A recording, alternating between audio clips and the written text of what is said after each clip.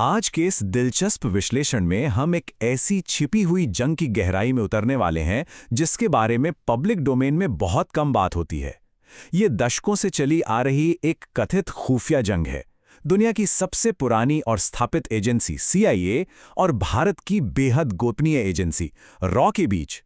Source material इस पूरी कहानी को बिल्कुल एक डेविड और गोलियात के संघर्ष की तरह पेश करता है, जहां एक बिल्कुल नई एजेंसी का सामना एक विशालकाय और बेहद ताकतवर ग्लोबल सुपर पावर से होता है। तो चलिए इतिहास और कूटनीति के इन अनसुने पन्नों को एक साथ पलटते हैं।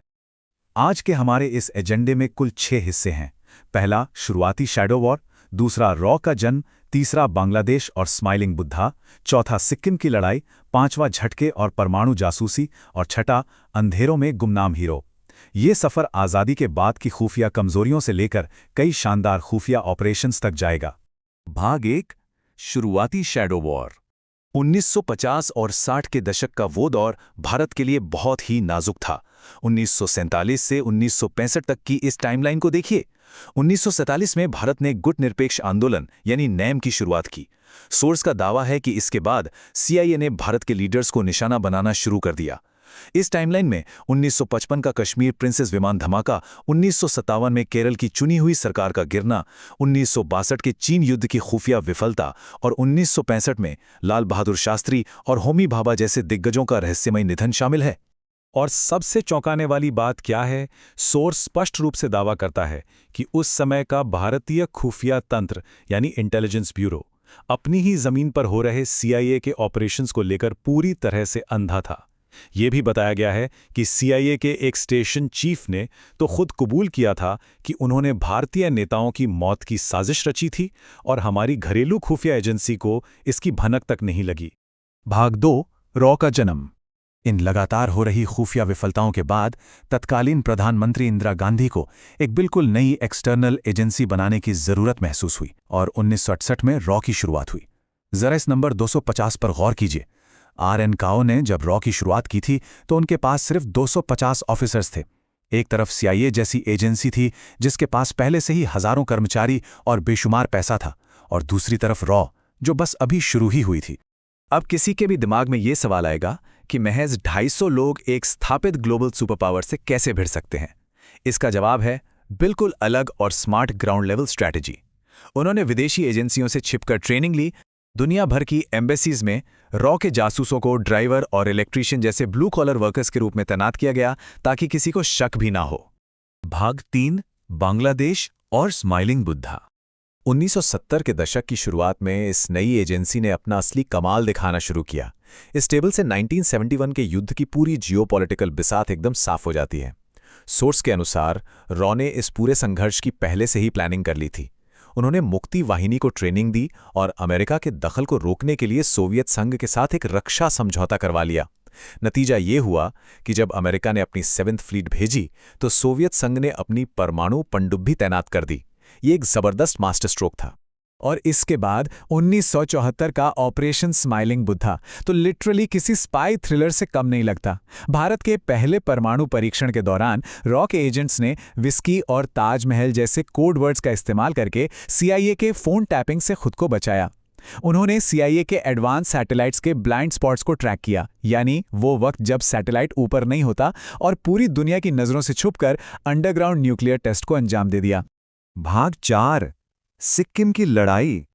अब जरा उत्तर पूर्वी सीमा की तरफ चलते हैं। सिक्किम, जो उस वक्त चीन और अमेरिका दोनों के लिए बहुत अहम था। अब ये दावा सुनिए जो बेहद सेंसेशनल है। सोर्स बताता है कि CIA ने रणनीतिक रूप से एक 19 साल की अमेरिकी लड़की होप कुक को सिक्किम के राजा से शादी करने और वहां एक भारत विरोधी एजेंडा सेट करने के लिए प्लान किया था। लेकिन ये 97.55% का आंकड़ा पूरी बाजी पलट देता है। सोर्स के मुताबिक एक युवा रॉ ऑफिसर, जिन्हें बाद में अजीत डोभाल के रूप में पहचाना गया, उन्होंने वहां के लोकतांत्रिक नेताओं को फंड देकर इस साजिश का कड़ा जवाब दिया। इसका नतीजा ये हुआ कि एक जनमत संग्रह में 97.55% जनता ने राजशाही को खत्म करके भारत के साथ जुड़ने के पक्ष में वोट कर दिया। भाग 5, झटके और परमाणु जासूसी। इतनी सफलताओं के बाद 1970 के दशक के आखिर में रॉ के लिए एक बहुत ही मुश्किल और विवादास्पद दौर आया। तत्कालीन प्रधानमंत्री मोरारजी देसाई के समय में रॉ के ऑपरेशंस को बहुत कम कर दिया गया और 600 टॉप अधिकारियों को बाहर निकाल दिया गया। सोर्स यहां एक बेहद विस्फोटक दावा पेश करता है। एक अमेरिकी पत्रकार के हवाले से कहा गया है कि देसाई असल में CIA के पेरोल पर थे, जिन्हें हर साल $2000 दिए जाते थे। हम यहां किसी का पक्ष नहीं ले रहे, बस ये बता रहे हैं कि सोर्स के दावों के अनुसार हालात कितने पेचीदा थे। लेकिन इसी दौर में एक ऐसा मिशन भी हुआ जिसे कहूटा मिशन कहते हैं। इसकी तकनीक सुनकर किसी को भी हैरानी होगी। पाकिस्तान के परमाणु हथियार कार्यक्रम का पर्दाफाश करने के लिए रॉ ने खान लैब्स के पास स्थानीय नाइयों की दुकानों में घुसपैठ की। वहां आने वाले वैज्ञानिकों के बालों के टुकड़े इकट्ठा किए गए और जब उनका लैब टेस्ट हुआ तो उनमें बम ग्रेड यूरेनियम के निशान मिले। पर अफसोस, ये शानदार जासूसी एक बहुत बड़ी त्रासदी में बदल गई। सोर्स का दावा है कि PM देसाई ने पाकिस्तान के राष्ट्रपति ज़ियाउल हक को फ़ोन पर कहा, हमें आपके कहूटा कार्यक्रम के बारे में पता है। कथित तौर पर इस खुफिया जानकारी के लीक होने से पाकिस्तान में मौजूद 150 अंडरकवर रॉ एजेंट्स बेनकाब हो गए, जिन्हें बाद में टॉर्चर करके मार डाला गया।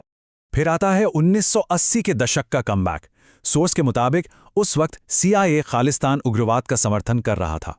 इसके जवाब में रॉ ने टीम X और टीम J नाम के विशेष हिट स्क्वाड बनाए। अफगानिस्तान की खुफिया एजेंसी खाड़ की मदद से सटीक लोकेशंस निकाली गईं और फिर पाकिस्तान के अंदर लाहौर और कराची में छिपकर जवाबी हमले किए गए। रॉ ने एक बार फिर अपनी ताकत दुनिया को दिखा दी थी। और अंत में भाग 6, अंधेरों में गुमनाम हीरो। इस तुलना पर नजर डालिए। CIA और मोसाद जैसी एजेंसियां काफी हद तक पब्लिक डोमेन में ऑपरेट करती हैं। उनकी अपनी वेबसाइट्स हैं, ओपन रिक्रूटमेंट होता है और वे अपने सफल ऑपरेशंस के डॉक्यूमेंट्स शान से दुनिया के सामने लाती हैं। लेकिन इसके एकदम उलट रॉ का कोई ऐसा पब्लिक प्रेजेंस नहीं है। कोई ऑफिशियल वेबसाइट नहीं, कोई डिक्लासिफाइड फाइल्स नहीं, बस पूर्ण और सख्त खामोशी। और सच कहा जाए तो यही उनकी सबसे बड़ी ताकत है।